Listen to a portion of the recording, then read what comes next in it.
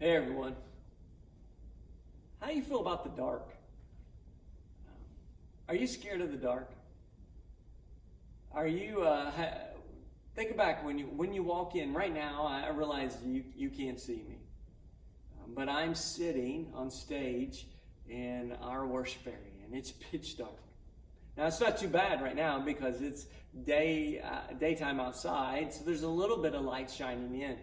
But sometimes I will come over to the church in the evenings or at night. It's dark outside. Step into this worship area or step into the church in the dark, and your mind can play tricks on you. You can hear noises that you've never heard before, and the mind is just such a powerful thing. And a lot of you know what I'm talking about. You walk into an empty building, or you walk into your house. You've been gone and walk into your house at night, and you left some lights off. There's no lights on, and there can be some anxiety. There can be just those sort of things.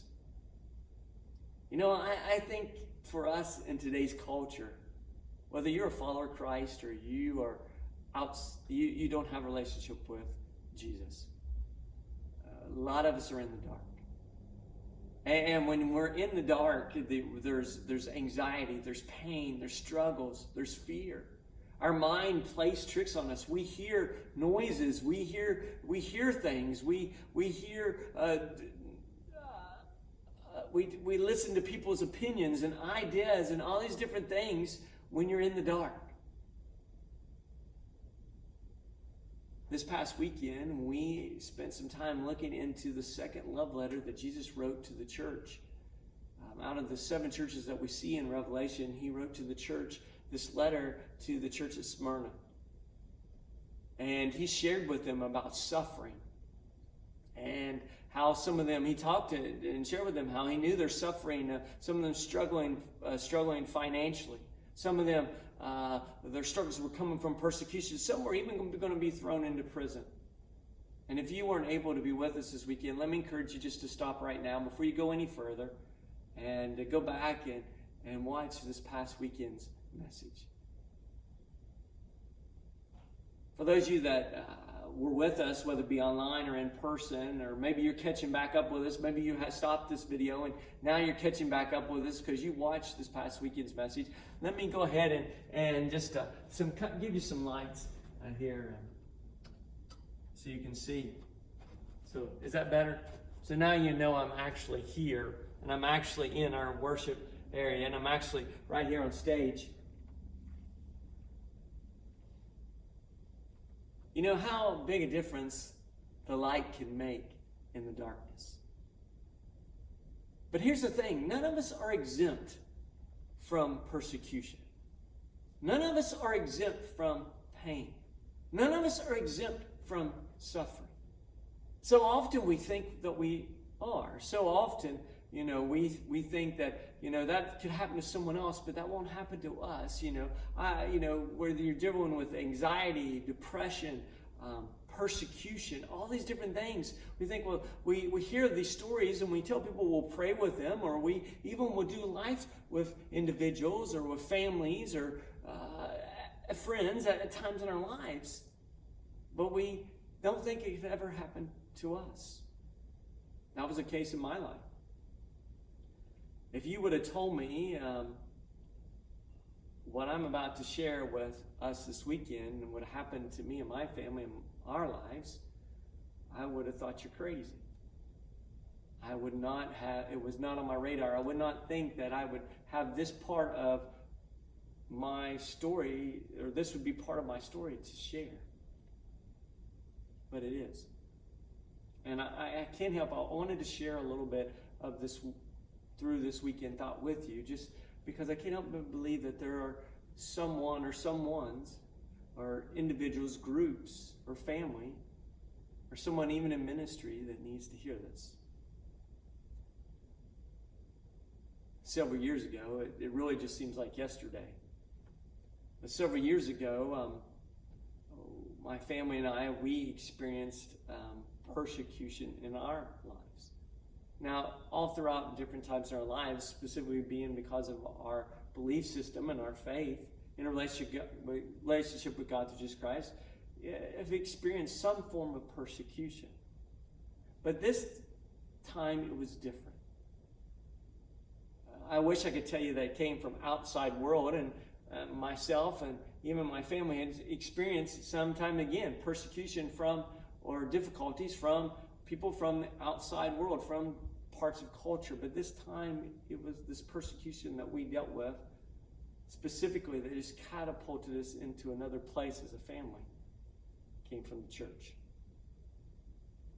Now, we were eventually able to get away from that experience in our life as a family, that season of life as a family. We were able to move on from that, or at least we thought we were. I was leading an organization at the time, and on the outside, everything looked to be well. To be able to move into that position, and everything we seemed to be healthy. Everything seemed to be in the right place. But on the inside, spiritually, internally, it wasn't. And as life continued to progress, as different individuals I was working with, people on my staff, there was responsibilities and things that were expected of me that I just was not able to fulfill. I wasn't able to carry out those responsibilities. It wasn't that I didn't want to. I actually physically was not able to. And I tried to explain that at times to different individuals. It just wasn't, they didn't understand. And I knew that the things that they were asking, the things that needed to be done for us as an organization, they had to be done. I just was not physically able to do that. I realize now looking back on it, through our spiritual lives, there was the way that we prayed as a family, the way that we dealt with issues and different things that we were dealing with as a family now, our prayer life had changed. The way we looked at things spiritually had changed. Till finally I had to step down from the position that I had. And I wish I could say that stepping down just was the end of it all, but it wasn't. It really was just the beginning. Because I continued to spiral into this really, really dark place. I finally got to a place in my life that I just could not engage. I couldn't engage. It took everything I had to engage in a conversation. If it wasn't for my marriage and for especially for Susan, my wife, and for another couple of close friends that God had positioned in my life, I don't know where I would be. I don't know if I could continue with this part of the story, but yet I do know I could. Because here's really the thing of it. This is the thing I don't think we talk about enough, specifically in the church. And I'm hearing it more from organizational standpoint and from business standpoint, and even somewhat more of the church is seeing it. But this is really a huge thing in discipleship that we kind of just let go. And it's this idea of rest. It's this idea of rest. Now back to the season of life that we were in, that we find ourselves in as family. I was just in a really dark place. And I wish that I could say that I went and had got some help during that time really quickly, but I didn't. It took a while. I eventually did, and because of different people in my life, I eventually was able to seek out counseling, and through that time I took a part-time job. And let me just say, I hated that part-time job. I hated it. And in fact, the first 3 to 4 months I was working a job, every time I would step into this place that I was working, I had these anxiety attacks and panic attacks. And not to say that at night, for a good 2.5 years, 2 to 2.5 years or so, 5 or 6 times a night, I would have these anxiety, panic attacks that I'd have to wake Susan up and have Susan just hold me until that panic attack was gone. I'm telling you, I was in a really dark place. But even as dark as that place was, I still had Jesus. I can't imagine if I didn't have Jesus. And if you don't have a relationship with God through Jesus Christ, and you're listening to this, let me just challenge you to at least start to investigate, because, man, Jesus.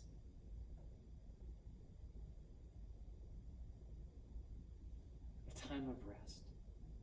And Jesus just, now that I think back on it now, I realize that through this season, my prayers started to change. I just allowed Jesus to speak into me. I allowed Jesus to do what he wanted to do, direct me what he wanted.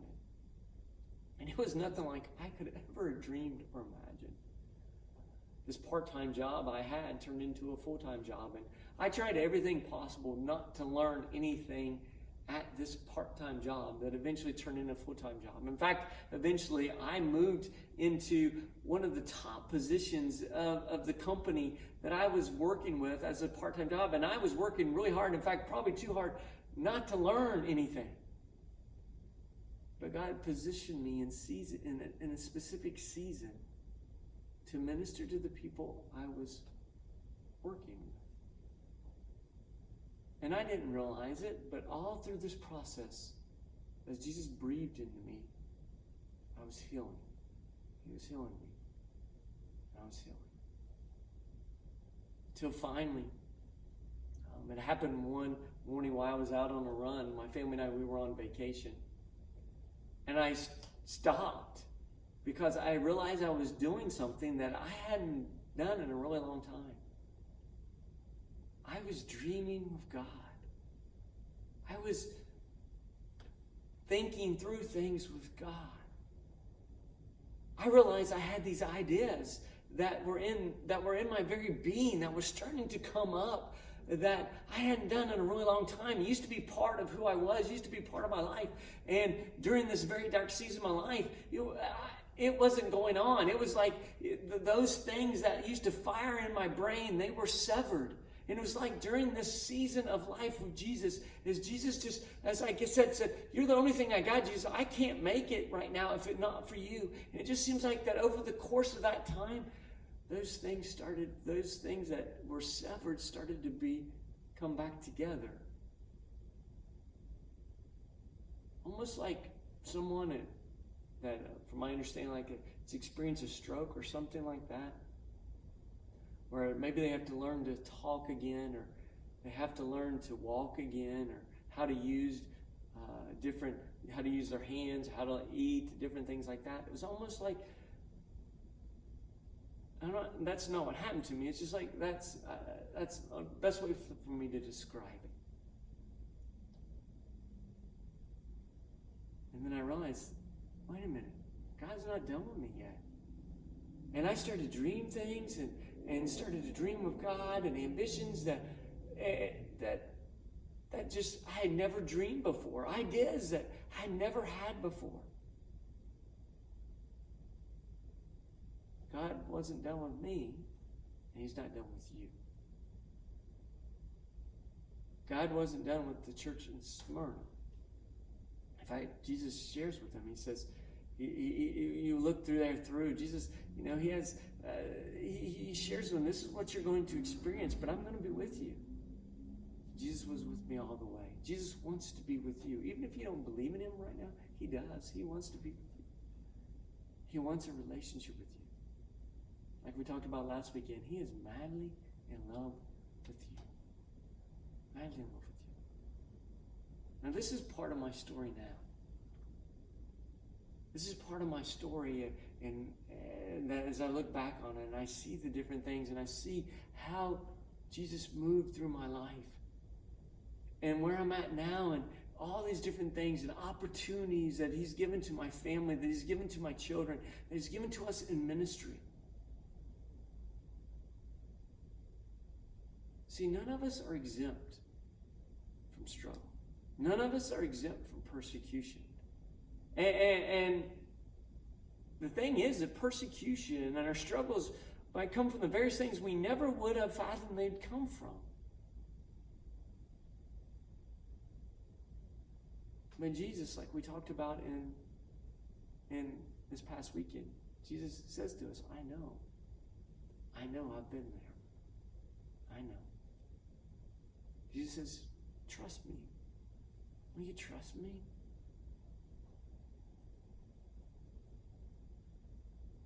Again, I just want to encourage you.